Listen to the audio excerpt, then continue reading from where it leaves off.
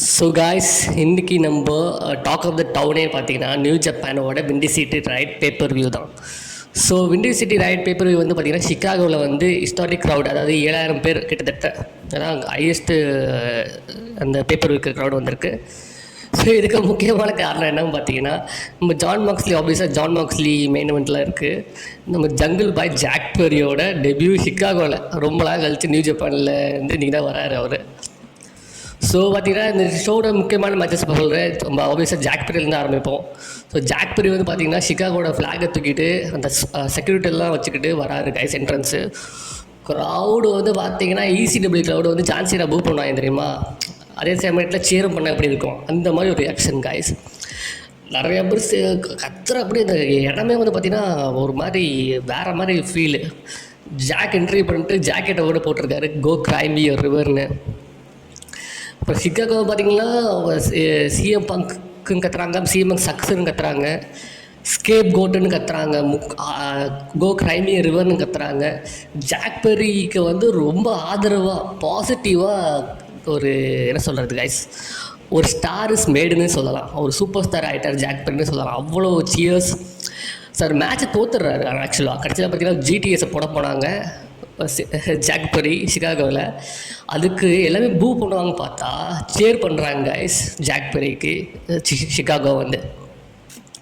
அதில் வந்து கடைசியில் பார்த்திங்கன்னா நம்ம ஷோட்டோ மீனோ வந்து ஜெயிச்சிடுறாரு மேட்ச்சை. பட் ஆனாலும் இந்த மேட்சோட பெரிய டேக்அவே, சிக்காகோவில் சிஎம் பங்கு சொந்த ஊரில் சிஎம் பங்கோட எதிரியான ஜாக் பெரி வந்து ஒரு பெரிய ஸ்டாராக வெளில போகிறாரு. கண்டிப்பாக நீங்கள் யூடியூப்லலாம் பார்க்கணும். செம்ம ஒரு என்ட்ரன்ஸு, செம்ம ஒரு ஃபீல் ஜாக் பெரிக்கு. ஸோ அதுக்கப்புறம் வந்து ஷோவோட நியூ ஜப்பான் வேறு என்ன ஹைலைட்ஸ்னு பார்த்தீங்கன்னா, நம்ம மேட் ரிடலுக்கும் நம்ம ஜாக் சேபர் ஜூனியருக்கும் டெலிவிஷன் சாம்பியன்ஷிப் மேட்ச் நடந்துச்சு.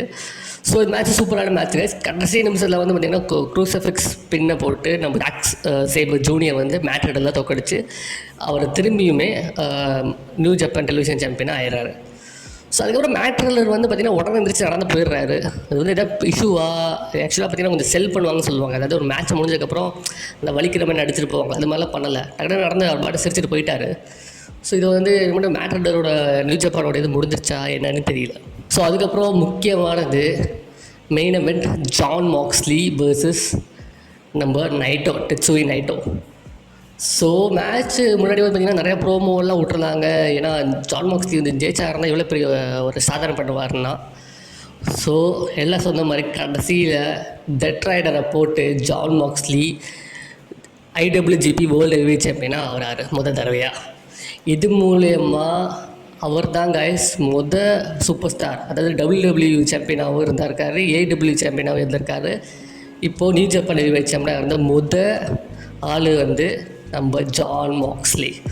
History made at New Japan சொல்லி ஆகணும் கைஸ். ஏன்னா அவர் எவ்வளோ பெரிய ஒரு ரிஸ்க் எடுத்தாருன்னு தெரியும் நமக்கு. 5 வருஷம் WWE வெளில வந்து AEW ஜாயின் பண்ணி ஒரு ஒர்க்ஆக்ஸாக எல்லா இடத்துலையும் போயிருக்காரு. ஒரு இண்டீஸில் GCWலாம் சொல்லுவாங்க, எல்லா இடத்துலையும் போய் ரெசல்ட் பண்ணியிருக்காரு.